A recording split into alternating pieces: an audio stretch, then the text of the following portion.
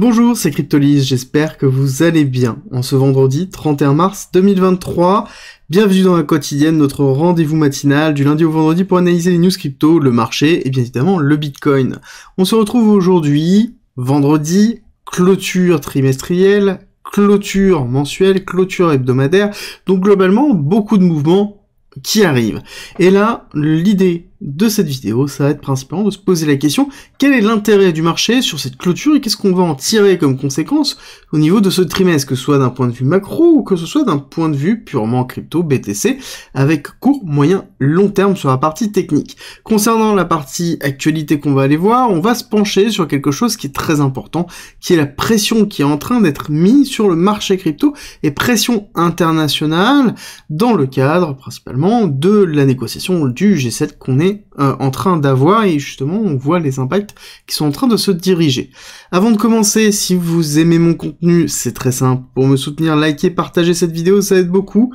abonnez-vous si c'est pas déjà fait, et on entame avec un très bel article qui a été proposé par Coindesk, qui est du coup un point de vue éditorial,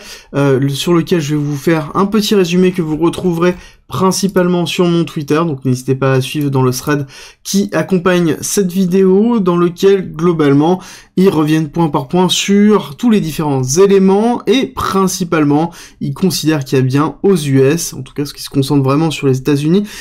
une partie d'attaque ciblée sur le marché crypto, que ce soit à travers la signature banque, la fermeture de la signature banque, ce qui s'est passé avec la Silicon Valley Bank, que ce soit l'aide qui est en train d'être mise en place sur les autres banques, l'attaque de la SEC sur justement tous les acteurs crypto que l'on peut voir, et principalement tous ceux qui proposent du stacking actuellement, avec notamment le plus gros qui est Coinbase, qui est quand même une entité vraiment très forte aux États-Unis qui représente la crypto. Donc on a véritablement une attaque sur le marché, et la question qui est en train de se poser dans cette édito, c'est est-ce que c'est quelque chose qui est lié à l'administration Biden, ou est-ce que c'est quelque chose qui est beaucoup plus généralisé au niveau des US, et l'impact que ça va avoir par la suite, parce qu'il va avoir un impact très très fort sur l'industrie vraiment aux États-Unis. Ce n'est pas dans la schématique US normalement de fonctionner comme ça. Généralement, ils laissent ouvert et on voit après ce qui survit, et ensuite on régule. Et là, ce n'est pas le cas, et ça va vraiment plus loin, parce que on rappelle que notre ami Gary, donc président de la SEC, dit qu'il va lui falloir 2,4 milliards de dollars pour attaquer Bitcoin et toutes les autres crypto-monnaies qui peuvent traîner. Alors, il n'est pas précisé exactement Bitcoin au niveau du titre là-dessus, mais vraiment de l'ensemble des crypto-monnaies et du marché crypto d'ordre général. On sait qu'il veut vraiment s'attaquer aux notions de proof of stake, donc ça veut dire que l'année 2023, ça va être une année de bataille juridique. D'accord? L'année 2022, ça a été une chute de tous les gros acteurs, et donc forcément après, on a l'autre médaille de la pièce, où on va se retrouver sur une attaque juridique de l'ensemble des cryptos, avec la notion de requalification en securities, qui risque de faire mal à beaucoup d'acteurs. Alors, ça, c'est le point de vue US, mais qu'est-ce qui se passe en Europe? En Europe, je vous rappelle que nous avons Mika qui est en train d'être changé, dans lequel on a encore des nouvelles modifications, avec l'apparition d'un palier à 1000 € pour les transactions sur lesquelles on devra faire un KYC, même en DeFi, et ça c'est très important, même en DeFi on devra faire un KYC, donc comment les protocoles internationaux qui sont décentralisés pourront assurer une forme de KYC. Ça c'est encore la notion d'applicabilité, elle est très très loin, et c'est compliqué de pouvoir se projeter par rapport à ça. Et même si on rezoome encore un petit peu ce qui s'est passé en France, je vous invite à regarder le thread que j'ai posté, donc que je reposterai sur mon Twitter suite à cette vidéo, dans lequel Esprit Cryptique fait une très belle analyse et revient vraiment sur ce qui s'est passé hier au Parlement avec l'interaction sur l'influence. Alors c'est pas tant l'interaction sur l'influence qui gêne, en tout cas moi personnellement qui me gêne, c'est vraiment l'incapacité pour les sociétés qui veulent faire par exemple une ICO en France, donc société françaises qui souhaitent se financer sous une forme d'ICO, ou soit même un DAO français, ils ne pourront pas utiliser l'influence commerciale, donc ils ne pourront pas utiliser la création de communautés structurelles, et quand on regarde le marché, qu'on comprend le marché crypto d'ordre général, c'est un marché qui est vraiment porté sur la communauté et sur les réseaux sociaux, donc le marché de l'influence est un petit peu obligatoire, en tout cas dans la schématique actuelle. Est-ce qu'on va avoir une transformation profonde de l'industrie? Je ne suis pas forcément sûr, je pense qu'on va se retrouver sur quelque chose qui va être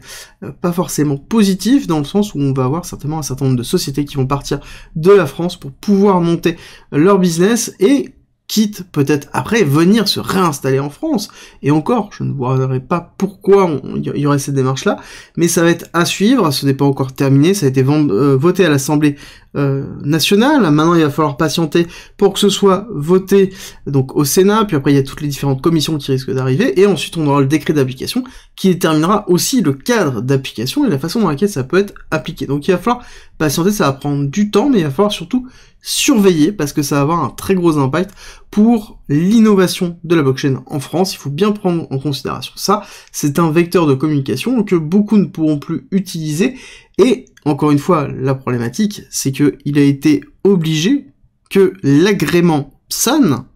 soit obligatoire pour pouvoir faire justement du marketing d'influence. Actuellement, il y a 0 sociétés qui ont l'agrément PSAN et que PSAN, ça touche principalement à tous ceux qui veulent faire de la détention ou proposer des produits financiers autour de la crypto. Ça n'a rien à voir avec un projet, par exemple NFT. Ça n'a rien à voir avec un projet qui souhaite utiliser ou créer, par exemple, un token utilitaire dans une plateforme qui utilise la blockchain pour proposer un service, un use case du coup, au niveau de la blockchain. Bah, il pourra pas du tout. Il devra passer l'agrément PSAN qui ne lui correspond absolument pas. Donc on retrouve quand même quelque chose qui est assez compliqué au niveau de la gestion et qu'il va falloir justement voir comment l'industrie y répond et comment l'industrie s'adapte par rapport à cette réglementation si jamais elle est validée. Ensuite, nous avons la mise à jour Shanghai qui est plutôt au Chapella maintenant, qui est prévue pour le 12 avril, qui permettra aux personnes qui ont stacké des Ethers de pouvoir les retirer s'ils le souhaitent. Alors, il y a un nombre d'Ethers maximum qui peut être retiré par jour, il y a un délai qui est conséquent, enfin il y a plein de choses, mais surtout ce qui est intéressant de voir, c'est qu'on a une augmentation des options. Ça veut dire quoi concrètement? Ça veut dire que les personnes sont en train de se hedger sur la volatilité potentielle de l'Ether sur ce moment-là. Donc ça veut dire que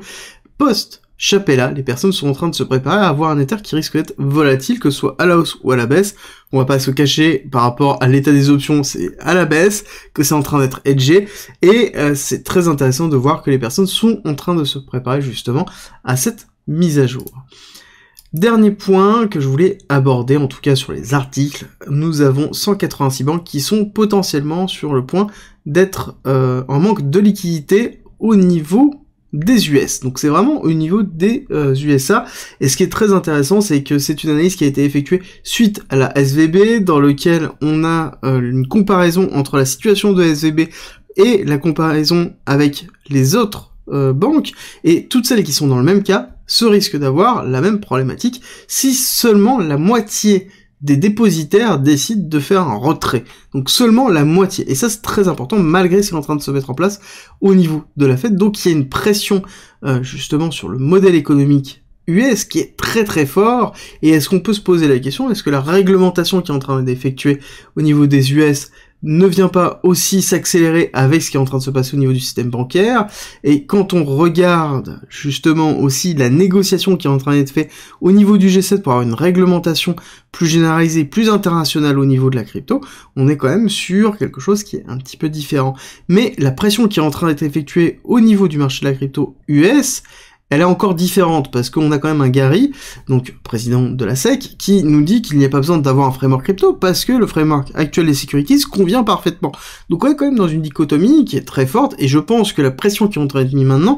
est en train de s'accentuer parce que nous avons une pression sur le système bancaire, et le but est aussi d'éviter que un grand nombre de personnes, parce qu'on rappelle qu'aux USA, beaucoup de personnes détiennent de la crypto et sont crypto-friendly, majoritairement à 20%, je crois, de la population, si je dis pas de bêtises. N'hésitez pas à me corriger en commentaire si mes chiffres ne sont pas bons, mais ça représente énormément de personnes, donc ça voudrait dire que beaucoup de personnes pourraient se débancariser, et c'est le pire qui pourrait arriver, justement sur les banques. Là on parle de 186 banques qui pourraient déposer le bilan si jamais la moitié des dépositaires retiraient leur cash, d'accord? Donc déjà si on a 20% des dépositaires qui retirent leur cash, ça fait un gros trou dans la balance. Au niveau de la macroéconomie, nous avons eu le retour du PIB 2,6, donc un petit peu en dessous, mais très peu d'impact sur le marché, quasiment pas, et surtout nous avons l'inscription hebdomadaire au chômage qui est plutôt positive avec 198 sur 196, donc on reste relativement flat avec une petite augmentation, mais on est quand même dans quelque chose qui est construit. Ce que l'on va attendre, c'est 14h30, le PCE Core, je pense qu'on va être à 0,4, on va pas se cacher, donc on risque d'avoir une clôture mensuelle, qui va être donc une clôture aussi trimestrielle, relativement flat en termes de volatilité, et on a eu quand même un trimestre qui a été plutôt positif, et ça on va le voir dans la partie technique. On rappelle rapidement dans la partie technique que nous avons quitté notre zone de DCA principale, donc nous avons dépassé les 618, nous sommes toujours en dessous du 0,5, nous sommes toujours dans la zone discount qui est intéressante. Si on souhaite s'exposer sur du spot, principalement au niveau du BTC en prenant en considération pas mal de choses, sur le fait qu'on peut très bien redescendre, aller retester les plus bas, aller retester les 10 000, bien que les 10 000 sont quand même très bas en termes de probabilité, mais il faut le prendre en considération au niveau de son exposition. Justement, l'idée, comme je vous le répète régulièrement, c'est de ne pas se surexposer, bien comprendre les risques qui sont liés à la crypto-monnaie, notamment au BTC, et surtout être prêt si jamais ça monte, ne pas FOMO, et justement si ça descend, ne pas être dans le mal. Il faut bien gérer son exposition pour pouvoir gérer les deux scénarios, et c'est le plus important. Donc on est en train de clôturer. On est dans une clôture weekly, qui est plutôt une clôture de consolidation, on voit par rapport au précédent. On est en train de clôturer monthly, ici, donc au niveau du CME, dans lequel on a fait quand même un mois qui a été relativement impulsif, après quand même un début de mois qui a été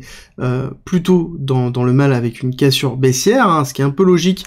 classiquement sur le début du mois de mars qui est relativement à la baisse, puis ensuite un mois de mars qui clôture à la hausse. On est en train de préparer un printemps, normalement on pose les bottoms en hiver et sur le printemps on repart en boule. En tout cas on a un marché qui est beaucoup plus respirant et vert, et c'est un petit peu ce qui est en train de se passer actuellement. Et ce qui va être intéressant, c'est de regarder cette clôture trimestrielle au niveau du CME, et quand on regarde la clôture trimestrielle, c'est très positif. On est en train de ravaler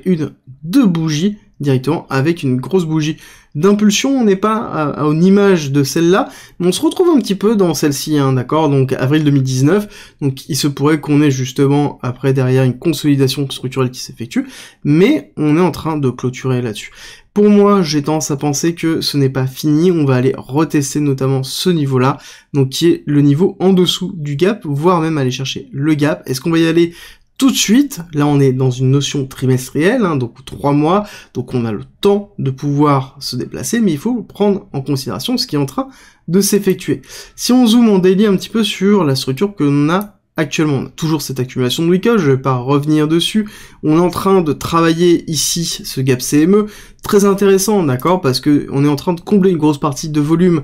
sur lequel au niveau du CME on avait très peu de volume parce qu'on avait un gap CME, et là sur la totalité du market cap, on est en train de revenir dans une zone de résistance de volume qui est celle-ci, d'accord, on avait une très grosse zone de volume qui se trouvait ici, dans lequel le mouvement avait été effectué. On va même la ressortir pour pouvoir vous montrer, et vous allez voir que on est sur quelque chose qui est assez compréhensible. Tac, on va se positionner de cette façon-là. On voit que on a bien cette zone de volume structurelle qui se trouve ici, dans lequel on est en train ici de retravailler cette partie-là, et là on voit qu'on est en train de recréer du volume ici, sur cette partie ici du gap CME, pour pouvoir potentiellement repartir à la hausse, et on voit qu'on a un gros gap de volume structurel qui se trouve ici, on a un nouvel arrêt là, donc c'est pour ça que la zone des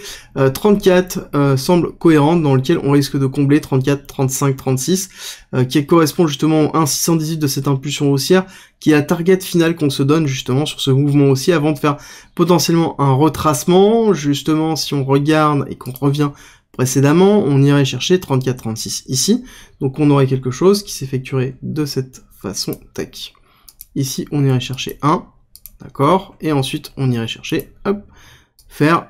un retracement structurel qui pourrait se faire de cette façon-là. C'est un petit peu le schéma qu'on a en tête déjà depuis un certain temps, que je vous propose déjà depuis un certain temps. La question est, est-ce qu'on est dans une zone de faiblesse ou non? Est-ce qu'on va arriver à pouvoir passer cette zone de résistance hein, qui présente déjà depuis un certain temps, dans lequel nous avons justement retravaillé, c'était une zone de support historiquement 1, 2, 3, 4 fois, 5 fois, dans lequel on a quand même résisté durant toute la chute de Terra Luna, et ensuite on a cassé, donc c'est quelque chose qui est relativement fort, et on le voit principalement au niveau du volume, et on le verrait aussi si on regardait le volume du mouvement totale. Donc on a quelque chose qui est relativement fort structurellement, donc il faut prendre en considération qu'on risque de rester peut-être dans une forme de ranging dans cette zone-là pendant un certain temps, avec des petites accélérations haussières pour prendre la liquidité. La liquidité que l'on retrouve toujours dans cette schématique, hein, on voit qu'on a eu une belle impulsion baissière ici sur jeudi, dans lequel on a eu un certain nombre de bougies, on est en 1 heure, hein, un certain nombre de bougies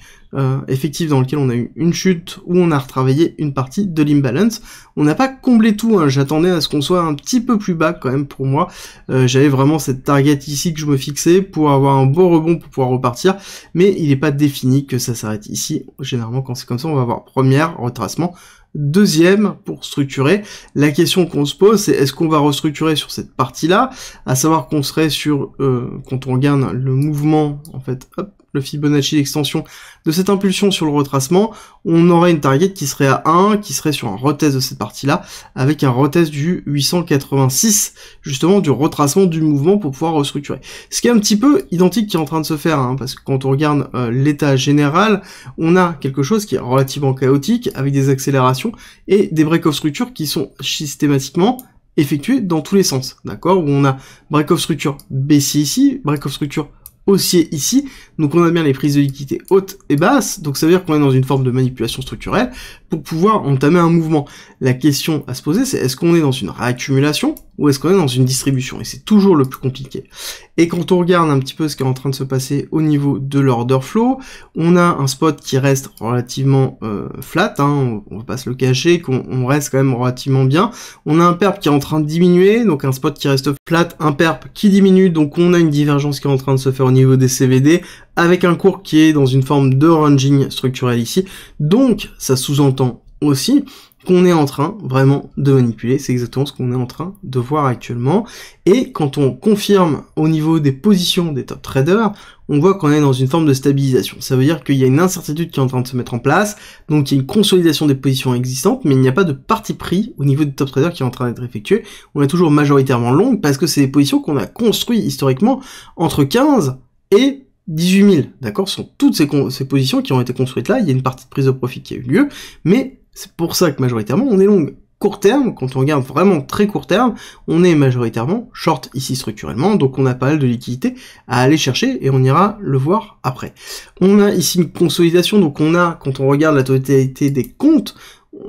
sur Binance, on voit que on a ici un passage donc en sell, un passage en buy, un passage en sell, on va certainement repasser en passage en buy. Donc on a quand même quelque chose qui nous indique ici qu'on a une incertitude générale du marché qui est liée principalement à cette phase de ranging et de distribution ou de réaccumulation, et qui est liée à une phase aussi de manipulation. L'incertitude crée la manipulation. Quand on est incertain, justement, on ne prend pas les bonnes décisions, et c'est exactement ce qui est en train de se passer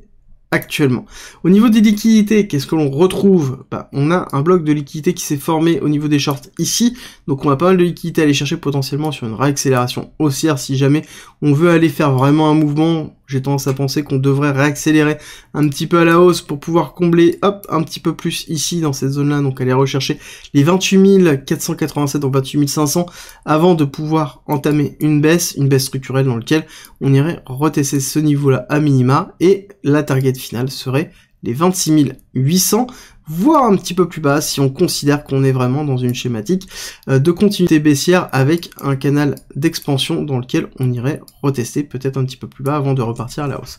Donc voilà un petit peu les schémas que l'on a. Malheureusement on est quand même dans un flou directionnel, on n'a pas de flux, on est dans un flux qui est en mode ranging structurel, dans lequel on est en train de consolider, ce qui est en même temps logique, ce qui est en train de se passer sur la macroéconomie générale, il faut le garder en tête. En parlant de macroéconomie, nous avons un DXY qui, lui, est toujours dans une forme de retest. On va attendre de voir la réaction qu'il y aura toujours sur notre zone, hein, d'accord, la zone qui est importante, qui est les 101.9, dans lequel nous avons eu une première touche, on devra avoir une seconde touche. Est-ce qu'on va avoir une réaction suffisamment haussière dessus? J'ai tendance à penser que ce ne sera pas forcément le cas, et c'est pour ça qu'il va falloir surveiller. Au niveau du Nasdaq, on continue notre ascension, on a bien fait la prise de liquidité, on marque bien la volonté haussière, et donc là on a bien clôturé au-dessus, on n'a pas fait juste une mèche de prise de liquidité comme on avait pu avoir en fait ce type de bougie là, où on a des bougies dans lesquelles on accélère et on ravale. Là on voit bien qu'on a clôturé ici, et je pense qu'on va clôturer encore